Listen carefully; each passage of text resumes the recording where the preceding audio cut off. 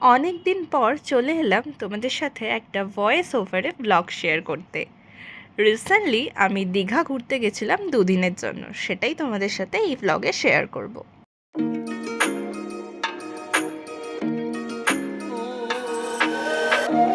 দিনটা ছিল 30শে মে।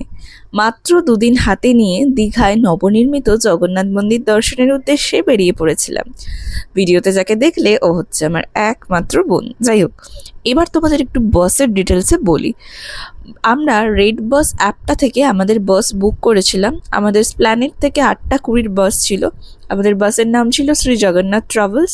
AC bus ছিল, আর যার প্রাইস ছিল পার হেড 365 মতো করে। যাই হোক, আমাদের দীঘা পৌঁছাতে সময় লেগেছিল ওই 5 ঘন্টা মতো। আমরা ওল্ড দীঘাতে ছিলাম, আর গিয়ে প্রথমে আমাদের হোটেলে উঠে যাই। আমাদের হোটেলের নাম ছিল মোহনা রিসর্ট। এই রিসর্টের ব্যাপারে আমি তোমাদের পরে বলছি। যাই হোক, আমাদের যেহেতু পৌঁছাতে বেশ বেলা হয়ে গেছিল, তাই আমরা গিয়ে ফ্রেশ হয়ে প্রথমেই লাঞ্চ সেরে নিই। আর সেদিনের জন্য আমরা রিসর্ট থেকে মানে আমাদের হোটেল থেকেই লাঞ্চটা নিয়ে নিই। তারপর একটু রেস্ট নিয়ে সন্ধেবেলা করে বেরিয়ে পড়ি জগন্নাথ মন্দির দর্শনের উদ্দেশ্যে। এবার তোমাদের জগন্নাথ মন্দির সম্পর্কে কিছু ছোটোখাটো ডিটেলস জানিয়ে রাখি। সেটা হলো, জগন্নাথ মন্দির দর্শনের সময় কিন্তু সকাল 6টা থেকে দুপুর 1টা অবধি, এবং দুপুর 3টে থেকে রাত্রির 8টা অবধি। এবার আমি তোমাদের আরও একটা জিনিস জানিয়ে রাখি। সেটা হলো, তোমরা যদি পুজো দিতে চাও তাহলে একদম 6 নম্বর গেট দিয়ে ঢুকবে। ওখানে তোমরা পুজো কেনার ডালা পেয়ে যাবে এবং জুতো রাখার জায়গাও পেয়ে যাবে।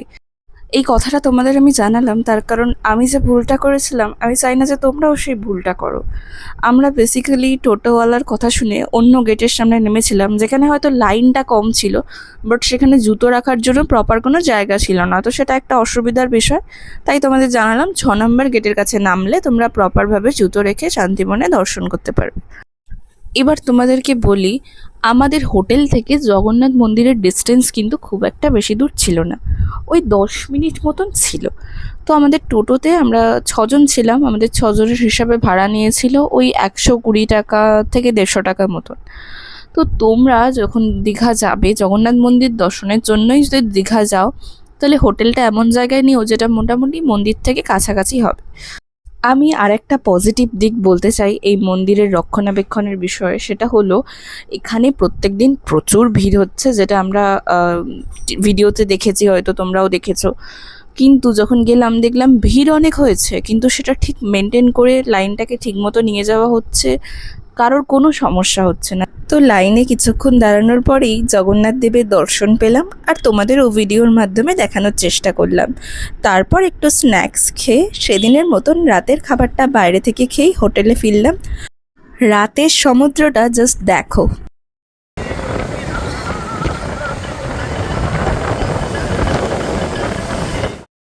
এরপর পরের দিন ভোর হতে না হতেই চলে গিয়েছিলাম সমুদ্র উপভোগ করবার জন্য এবং একটু ফটোশ্যুট করার জন্য।